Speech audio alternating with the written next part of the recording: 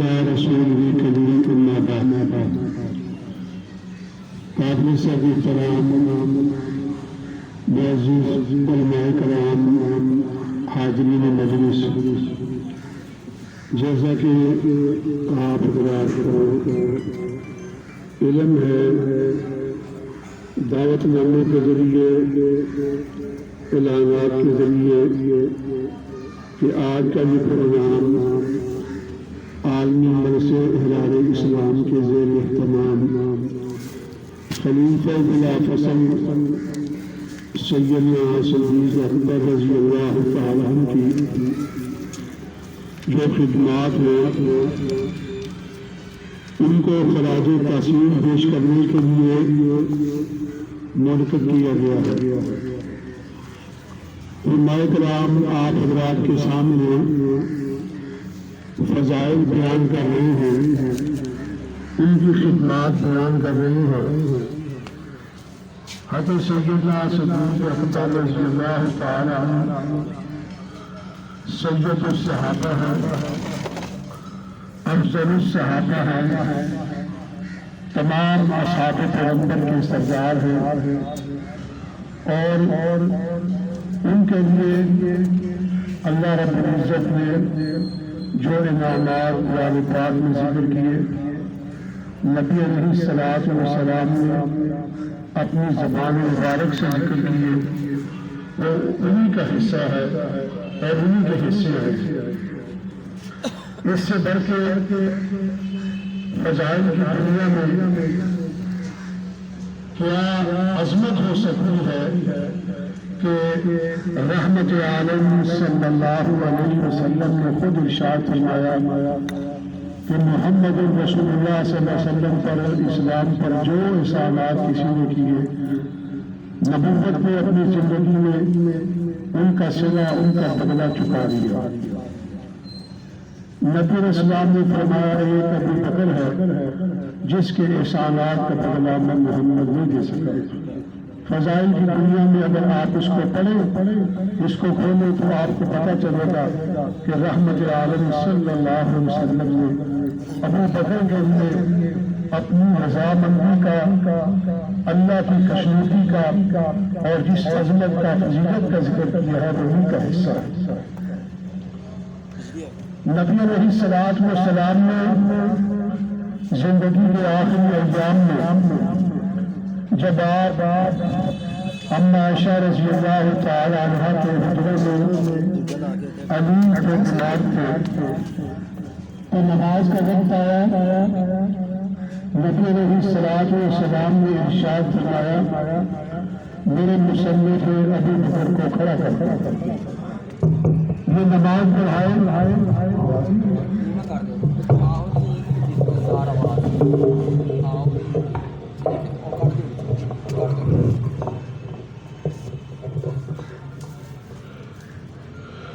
سارے کہو صلی اللہ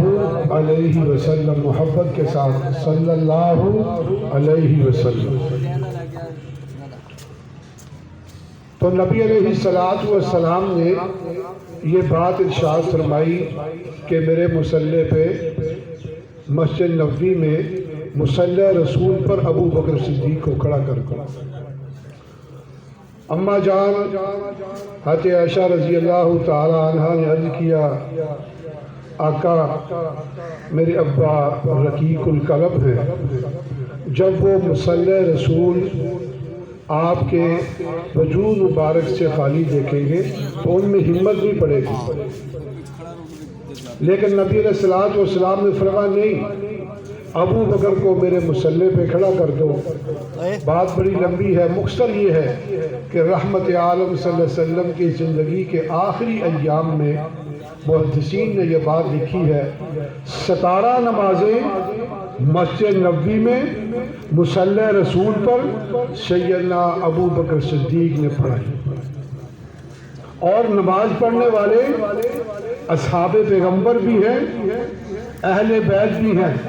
حضرت عمر بھی ہے، عثمان بھی ہے، علی بھی ہے، عباس بھی ہے، حسن و حسین بھی ہیں۔ یعنی جب مصلی رسول پر کھڑے ہو کر رسول اللہ صلی اللہ علیہ وسلم کی زندگی کے آخری ایام میں ابو بکر صدیق رضی اللہ عنہ نے نمازیں پڑھائیں، تمام اصحاب پیغمبر نے، تمام اہل بیت رسول نے بالاتفاق سیدنا صدیق اکبر رضی اللہ عنہ کے پیچھے نمازیں پڑھیں۔ میں صرف ایک بات عرض کر کے اپنی گفتگو سمیٹتا ہوں۔ رحمت عالم صلی اللہ علیہ وسلم کا جب وصال ہوا، رحمت عالم صلی اللہ علیہ وسلم کا جب پردہ ہوا، دنیا سے آپ تشریف لے گئے، شاہ ولی اللہ محدثین بھی رحمت اللہ علیہ نے یہ بات لکھی ہے، اس امت کے لیے، امت محمدیہ کے لیے سب سے زیادہ غم وفات رسول کا ہے، صدمہ رسول کا ہے کہ جس دن ہمارے آقا صلی اللہ علیہ وسلم دنیا سے تشریف لے گئے۔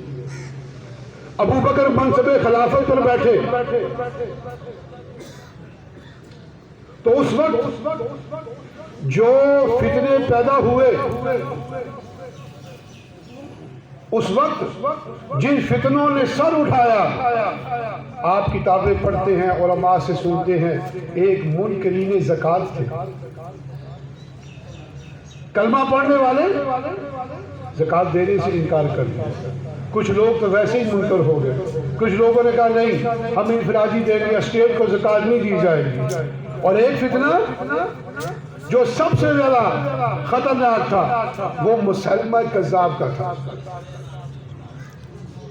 بعض حضرات نے لکھا ہے کہ 40,000، بعض نے لکھا 60,000 کا لشکر مسلمہ کذاب کا، اور انہوں نے نبوت کے مقابلے میں، انہوں نے ختم نبوت کے مقابلے میں ایک جعلی نبی کھڑا کر دیا، مسلمہ کذاب۔ اب میرے بھائیوں، ایک تو پوری امت کو سنبھالنا تھا، ایک پوری امت کو تسلی دینی تھی، اور ایک ان فتنوں کا مقابلہ کرنا وہ آسان کام نہیں تھا۔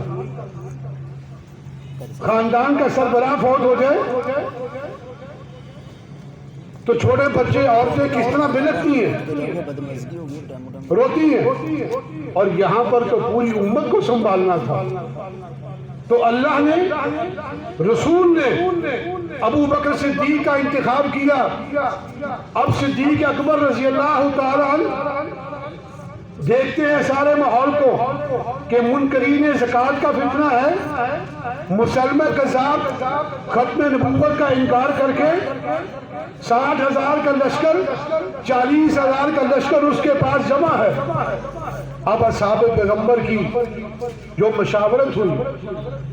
جب مشورہ ہوتا ہے تو اس میں کچھ اصحاب پیغمبر نے اپنی جب رائے پیش کی تو ظاہر ہے مشورے میں سب کو آزادی ہوتی اپنی رائے پیش کرنے کی۔ کچھ لوگوں نے کہا ابھی ٹھہر جاؤ، ابھی ٹھہر جاؤ، ابھی جہاد کا جو مرحلہ ہے اس کو روکتے ہیں۔ لیکن صدیق اکبر رضی اللہ عنہ نے ایک ہی جملہ فرمایا، ابو بکر صدیق زندہ ہو اور دین میں کمی آ جائے یہ برداشت نہیں ہوگا۔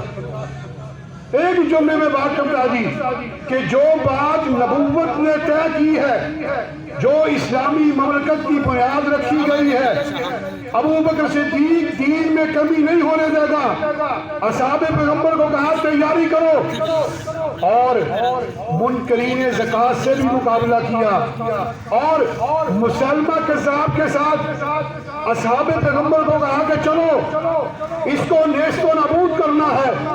علماء بیٹھے ان سے پوچھ لینا۔ تو سیدنا صدیق اکبر رضی اللہ تعالیٰ عنہ نے